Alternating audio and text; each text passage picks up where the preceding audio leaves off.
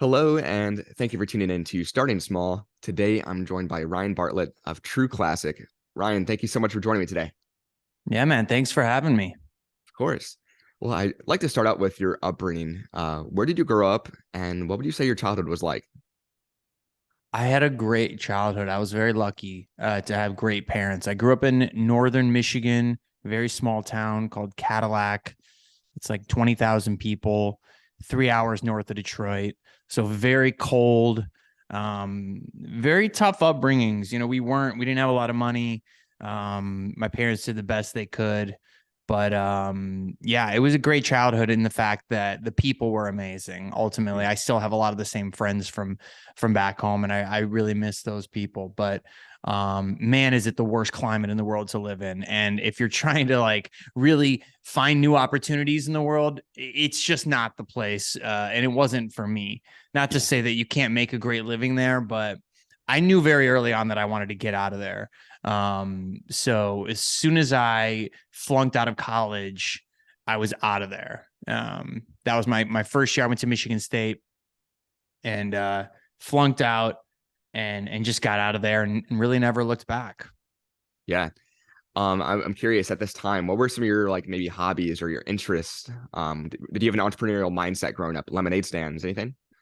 I did. I did. I was always kind of the consummate salesperson. I mean, my parents always told me I need to go into sales. No matter what I do in life, I should Mm. go into sales in some aspect.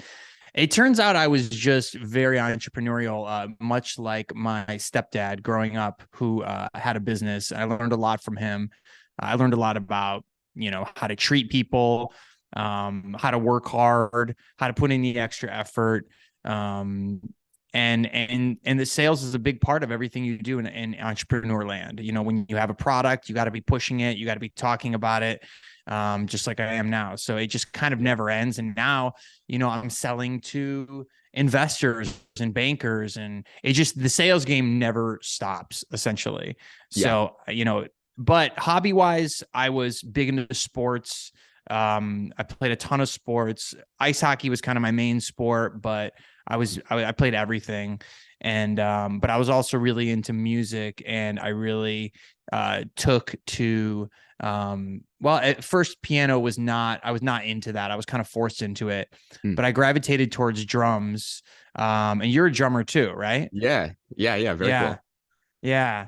So I was lucky enough to have parents that invested in me, and I was like, I want to learn drums, and they got me a drum set. They put their money together and they figured out a way. It wasn't the best set in the world, but it was a Yeah. black Rockstar Tama drum set. I'll never forget it. It was like a 5 piece, and I Yeah. slowly but surely added the pieces, like the giant ride cymbal and the splash cymbal and extra toms up front. I slowly built onto the set.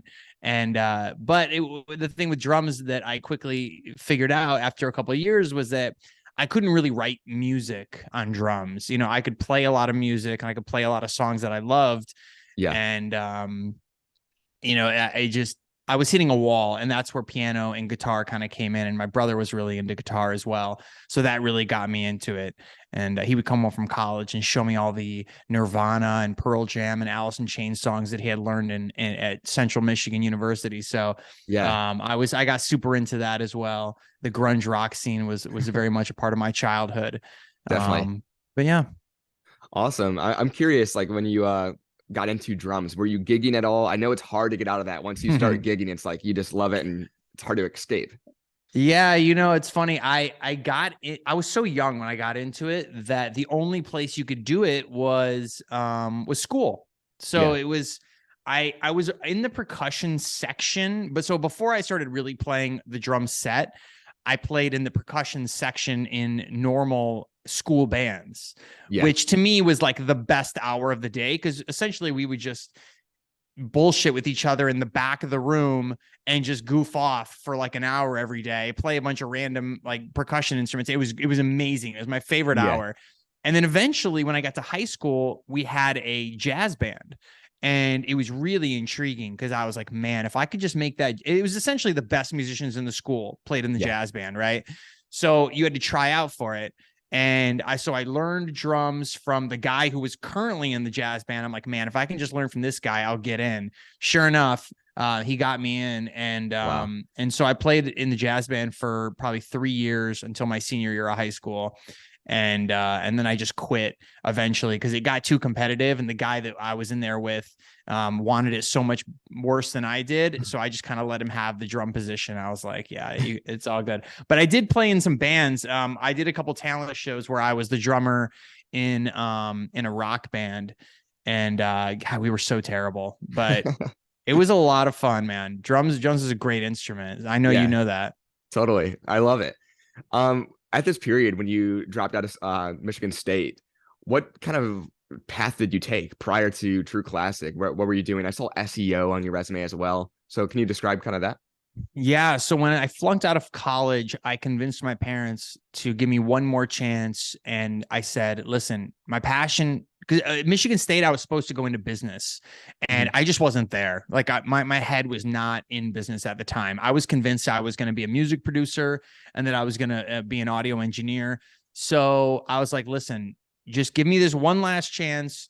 I want to go to this school called Full Sail, which is like a media school where you can learn how to be an audio engineer. It's a trade school essentially. Yeah. And so they're like, all right, we'll give you one last shot, but after this, you got to pay for all your degrees. If you want to do a bachelor or a master's, you got to pay for all that because you already wasted our money here at Michigan State. So Yeah. I was like, that's fair enough. So I go down there and I got my degree in audio engineering, my associates, and it was an amazing school. I met some amazing artists and engineers, and I thought, oh, this is great. This will be my career. And then so after that, I went to Atlanta, moved there, and it just was not what I was thinking it was going to be. Like I was literally cleaning toilets, taking food orders, getting coffees. And, it's a very unglamorous life working in the music industry early on. Yeah. So I started doing that in Atlanta. I started playing piano at restaurants too, just to make ends meet. And it was a really tough go of it. And I just got kind of disgruntled with the music scene. I was also playing in some groups, but I transitioned from drums to piano in the groups. So Okay. I was no longer a drummer anymore. I just played the keys in this band in Atlanta. It was very roots like. I don't know if you're obviously familiar with the Roots. Yeah. It was very similar type of band, which is right at my alley. I love that funk kind of hip hop vibe. I Yeah. always have been into that. So I played with them, and I just wasn't making any money. I couldn't make any money in Atlanta. I was barely getting by. I was basically working for free at the recording studios, because they don't pay.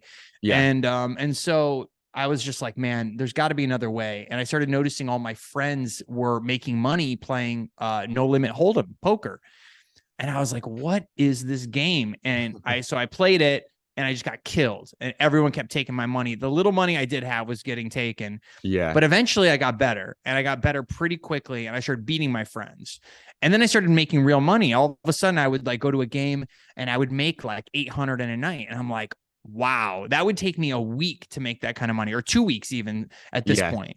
And so then, of course, the light bulb goes off, and I'm in my early 20s. So I'm like, oh, I'm going to be a pro poker player now. Like, I'm just going to go all in on this because, how do you not follow the money when you're completely broke? Yeah. So that started my poker journey. And then I thought, oh, I'll just go to Vegas and make a living and be Phil Ivey and Daniel Negreanu and take everyone's money in Vegas. And yeah, it didn't work out so well again. So Yeah. I just kept falling into these pitfalls that I kept thinking I was finding my way out. And then I would just keep falling on my face and losing. Mm. But, I just kept picking myself up and going, man. I could Wow. talk about, this for days, but I love it. Yeah, no, such a cool, resilient kind of journey. How does this navigate into? I saw SEO. So how do you go into the direct to yeah, consumer space, especially in clothing, from kind of yeah. the history that you just described? How do you go into that?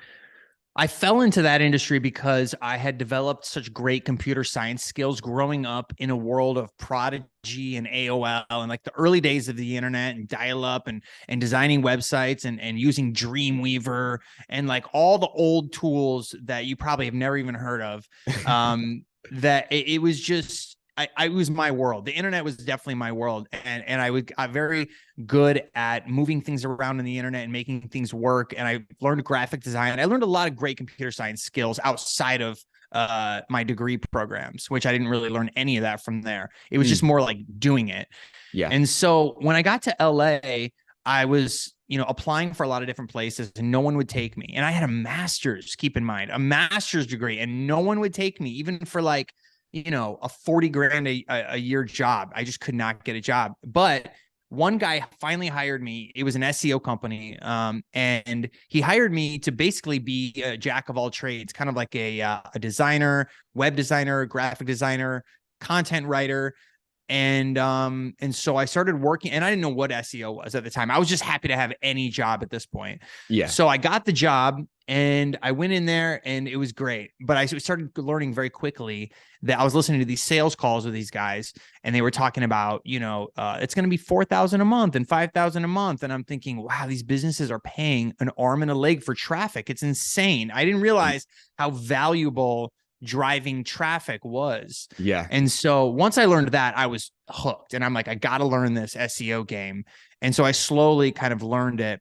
And eventually I left that company and went back to music industry, started working for a music producer. And that went terribly. I was basically a taxi driver again. I went back to working. I should have known better, right? Like Yeah. looking back at it now, it was like I should have just seen the path already because of Atlanta. But of course, I learned the hard way. But I was like, how do I get out of this job? Basically, how do I get out? And I started thinking, why don't I create an SEO company? And I'll work my way up to page one, slowly but surely. I'll work my way up the ladder for the keywords like, SEO company, SEO Los Angeles, all these keywords that bring leads. So that's what I did. I went on this journey, and after about 6 months, I had worked my way up to page one, and I started generating leads, and I started closing them and getting clients. Wow. And so I stacked up enough clients to be able to quit, essentially. And after that, I just never looked back. And then 10 years later, here's the company, running itself essentially. Wow. And it's doing great. So that was kind of my SEO background. Very cool. I'm curious, kind of like the navigate or like the segue into here from SEO going into actually selling products. Then does that funnel into each other? Were you doing SEO and bringing in like your products? How did you start outsourcing for those shirts? What did that look like? Yeah. So, through the SEO journey, through putting in my kind of 10,000 hours into digital marketing, I learned so much from other businesses on what to do, what not to do, how to spend the money, how not to spend the money, more importantly. Yeah. And so that journey helped me tremendously. So also my other journeys ended up playing a pretty significant role. I put in my 10,000 hours in music. Yeah. That helped me on the creativity side. I Definitely. put in my 10,000 hours in poker. That helped me on the learning how to fail over and over and over. Lord knows I did tons of failing. It also helped develop a high risk tolerance, poker. Putting your rent money on the line is no joke, and going for it. So I just learned how to bet it all on myself, essentially. So packaging that all together, you got 30,000 hours worth of learnings heading into True Classic.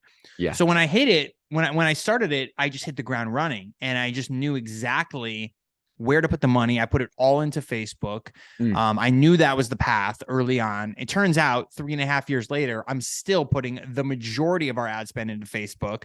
Yeah. So it's proven correct that it's just the best platform out there for entrepreneurs to be able to drive product. Totally. Not every product, but most products. And still, even when I talk to my peers in the industry, it is still by far the most fruitful platform. But going back to your question, SEO is such a long game that it didn't play too much of a part in the beginning, because I knew it was going to take like a year, 2 years to really gain traction on SEO. So I had to really think about, performance marketing, and how do I take these dollars that I'm earning on the sales, and how do I reinvest them so that it goes to work for me, essentially. Yeah. So that was it. And the Facebook did that for us. I could quantify the return on ad spend. I could put that money back into the company. I could take all the profits and put it back, because the owners, the three founders, we didn't need to take any money out of the business, which is Yeah, very good for building a healthy business. You don't want to definitely. be sucking capital out of companies. But a lot of time people need that capital to survive. We were Yeah. lucky enough to already be making a living to not have to do that. So we just kept reinvesting and putting it back. And we also kept it extremely lean. We didn't Mm, hire a huge team. yeah. The three of us just bled out our eyes for a long time and did all the work and did it the right way. We Yeah. didn't hire a bunch of managers to also hire people. And we just said, you know what, we're going to do this the right way from the beginning. We're going to keep our OpEx very small. And even to this day, I run a very lean company. We're pretty Mm, understaffed by and large yeah. compared to a lot of our competitors and people around us. But I just believe in really keeping the company profitable, Totally. and not going into debt. So That's really interesting. So for myself, I work with a very, very lean team, like probably the leanest I've ever seen for like the growth we're having. I'm curious, what were those first hires? What was that first hire, and when was that along the path as well? the first hire was our CPA. So you Okay. got to have a good accountant, because even though my partner Matt's background was in finance, he's not an accountant. So we need someone really watching the books. We need to make sure that we're that all the numbers are on the up and up, and that and things are looking good on the finance side. So that was the first hire. That's always the most important hire, is to get someone who really understands the math and the Yeah. numbers, because that was not my world. I'm the marketing creative guy. I was not the numbers guy. Yeah. So you get people in there that are much smarter than you to do the books. Okay. So that's number one. The second one that we needed help with right off the bat was customer service, because we knew that Nick and I could only do so much on the customer service side. We were Yeah. handling all these inquiries by hand, and it Yeah. was just so daunting. We had no software. We had nothing to help us with a ticket system, none of that. Right. We were Wow. just hand typing emails to people, and Wow. it was insane. And we did that for way too long, by the way. I definitely think people need to get on to customer service sooner than later, because we knew we wanted to create like a Ritz Carlton level experience for people on the customer service side. We didn't want to outsource everything to different countries. We were just like, you know what? Let's overdo it on customer service. Let's just make these people feel like we're really we're there for them, which we are. We always Yeah. go to bat on our customer service, and people really know what they're doing in that department. So Brianna, that was our second hire, and she's just an absolute killer. She runs our whole CX team now, and Awesome. those are our first two. I love it. Kind of just going at the forefront then, a little bit before that, what were the first options for customers? T-shirt options? Was there a builder bundle option? What was that like? The build your bundle option didn't come till much later, because it was tough to develop that, because it had never really been built. There Yeah. was no plug and play system for that. So I had to build that by hand. But originally it was just the t-shirt, and it was like 6 colors. So Okay. that was the original. And actually, I even wanted to go more narrow than that, which I think is a very important thing to touch on very quickly, is that Yeah. if you don't go narrow, people don't know how to identify you. Yeah. You just basically become the Gap Yeah. or Old Navy, or if you're a drop shipper and you sell a million products, you just become Walmart. And Yeah. so people don't know how to nail you down to something, and they have to be able to do that. So I knew early on, I was like, I didn't want to just do everything. I wanted to really just crush the t-shirt. Yeah. Whatever that meant at the time, I didn't know, but I just knew I wanted to go super narrow. So that's what I did. I created a shirt with a very specific fit and a very specific look to it, and how it kind of layers onto your body. Mm, And so I knew I wanted to basically make something more fitted that made you kind of look better. I didn't know how that would manifest at the time. I didn't know it would turn into this huge movement of look good, feel good culture that we live yeah. in now, where it's really about empowerment and confidence building. Yeah. But at the time, I was just like, man, I just want to make a better I want to make a better wheel. Essentially, I want to reinvent the wheel, and I want to just go back to the basics and say, hey, what can I do to make this thing better? And so, the fit, the feel, and Mm. ultimately, what was really annoying me was that everyone that was making a great shirt was massively overcharging. And I just thought, why is it that these guys think they can get away with 60, 70, $80 for one t-shirt? It's just Yeah. madness. So I got it down to like $20, Mm. and I wanted to just do black and white. It was my original idea for True Classic. I wanted the whole website to be in black and white. All our photo shows to be black and white. And Yeah. that's how narrow I wanted it to be. But, when I brought Nick on as a partner, he was just like, there's no way we can build a big business on two colors. So Yeah. that's a good idea, but eventually we're going to have to expand. So we just decided to expand right out the gate. I gave up on that idea and I was like, all right, let's just do the 6 colors. And those 6 colors were our best selling colors still to this day, our staple pack, Yeah. which are like a lot of earth tones and, grays and greens and blues, blacks, whites, all that. Mm. So that was the first SKU. It was just that one t-shirt, our crew neck. We also had some V-necks and no pocket tees yet, but yeah, that was the first Awesome. one. Awesome. Especially on the brand side, you lean more towards performance marketing for your marketing. How do you kind of differentiate, kind of describing the feeling, the fit that you just described that differentiates from like the Gap or another brand like that? How Mhm. do you get those consumers convinced? It's a combination of things. It's definitely not one type of content. It's a combination of UGC type content Mm. where, people are talking to the camera, kind of going over the clothing. You have you have athletes that can kind of advertise that, we have an activewear line. So Yeah. that's kind of a different style of advertising in itself. And then you have, yeah, we do a lot of whitelisting. So we get a lot of influencers to talk Yeah. about the product and advertise the product. We also do a lot of comedy. And, between all of those types of media, you basically run the gamut of the customer and you say, okay, I've covered all my bases now. I've talked about the value proposition. I've talked about, I've done ads where we're comparing ourselves to, the Lulus and the Levi's of the world. Yeah. So you just got to basically try everything, Yeah. see what works the best, and then whatever works, you just keep reiterating and drilling into and doing more of that thing. Yeah. I think for me, the biggest aha moment was the comedy aspect. Yeah. I didn't value comedy as much as I do today because I didn't realize that the great thing about comedy is it creates an emotional connection with the customer without selling the product. Yeah. So Sure. essentially, if you can just figure out a way to make an emotional impact with that customer, and maybe it's not comedy, maybe it's drama, maybe you're tugging at their heartstrings, whatever it is, if you Yeah. can make that emotional connection, then you got them forever because they're going to remember you and they're going to feel good about it, especially if you can Yeah. create something that makes them laugh. When they see your brand, they're going to think happy thoughts about it. So Yeah. so basically when I started doing comedy, it was just this light bulb went off and I could not believe at how well it performed on paid media Yeah. compared to everything else in the ad account.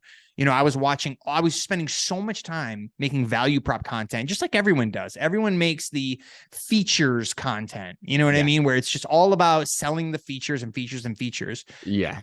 And I'm thinking to myself, even though things were going well, I was just like, I gotta find a way to break out from these guys. And so that's where the comedy was the ultimate X factor. And the better I made the comedy, the more we stuck out Wow. and the better the ads did. So I just kind of got obsessed with finding comedians and people who were super talented at writing and Yeah. developing comedy. And now we have our own in-house team that does comedy. And it's so amazing that I can just walk in here, riff on a concept with our comedy writers. We can produce it, direct it, edit It's it here awesome. in-house. And it's our own thing. We still use a lot of outside comedy people, Mhm. but it's just so much fun to be a part of that process. Totally. That's so cool and unique. With that, I mean, every guy at least can benefit from a comfortable, good-looking, simple t-shirt. what would you say is the main demographic from that marketing? Have you found that? What would you say? Yeah, I would say it's pretty broad. I mean, we are, we sell t-shirts, so it's like who doesn't wear t-shirts, Yeah. 25 to 55 male.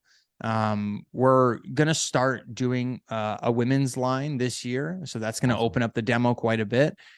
We still have a lot of our customers are women. Mm, Interestingly enough, I wouldn't say most, I would say a good third of women in the marketplace buy for their men. yeah, So you're talking about like your married couples predominantly, and guys by and large don't even buy their own stuff. Even a lot of guys here at the office don't even buy their stuff. Their wives buy everything. So yeah. it makes a lot of sense. And then during gifting times, it even goes up to like mostly women. Like Mm, 60% of our buyers become women, because it's just like when Father's Day is right around the corner, yeah, our sales are going to shoot through the roof because these women are going to be gifting for all the men in their life, their brothers, their dads, and for we're sure. kind of the perfect gift for gifting. Yeah. Um, so yeah, pretty wide TAM. Also, surprisingly, when we turned on international last year, we thought it was going to be like 7% of the business. It turned out it was like 30 overnight.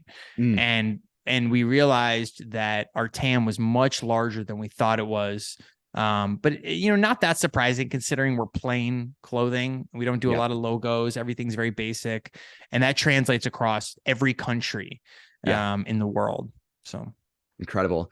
Well, I like to conclude each episode with this. If you could share one piece of advice with an aspiring entrepreneur, maybe something you've learned or regret along the way, what would you say that would be? I mean, there's so much. Hmm. I would say that most people overthink what they're doing. I think that most people that I talk to that come to me and ask me, what do you think about this idea? What do you think I should do? Where do you think I should go? And the answer is always, you just got to get moving. You got to start failing, Yeah. because you're so many failures away from getting to that thing where you win. Mm, So you may, start a business. It may not be going the way you think it will, but it wasn't that business that was going to put you to the moon. It was the third business. So you got to get through that first one. You got to fail. You got to realize you were in the wrong market, or you did the wrong thing marketing wise. You got to kill it. Then you got to start your second business, and you got to go through that again and see if there's legs there. And if there is, then you can build it to be a big business. If not, you got to wind it down and figure out a way out to get out cheaply. yeah. And like I said, it's probably your third or fourth try where you actually get things right, because you've learned so many things along the first two that analysis paralysis is a real thing that a lot of people struggle with.